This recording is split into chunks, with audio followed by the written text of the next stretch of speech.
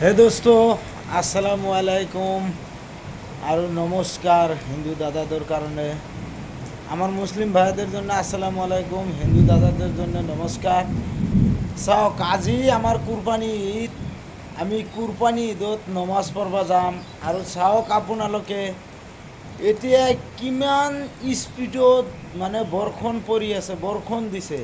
চাওক আপোনালোকে ইমানে জোৰে বৰষুণ দিছে, মানে বৰষুণত একদম আমাৰ ঘৰতে বানপানী হৈ গৈছে। চাওক আপোনালোকে আমাৰ ঘৰতে বানপানী হৈ গৈছে। চাওক ইমানে পানী হৈ গৈছে বৰষুণত। চাওক আমি কেনেকৈ যাম আজি পবিত্ৰ ঈদৰ দিন। চাওক আমাৰ বকৰি ঈদ, পবিত্ৰ বকৰি ঈদ আজি আমাৰ ঈদৰ নামাজ পঢ়বা যাম। সময় হ'লে 9টাৰ পৰা নামাজ ষ্টাৰ্ট আৰু এতিয়া 8টা বাজি গ'ল। চাওক আপোনালোকে আৰু আপোনালোকে কমেণ্টত ক'বচোন এইটোৰ কাৰণে কি ক'ব।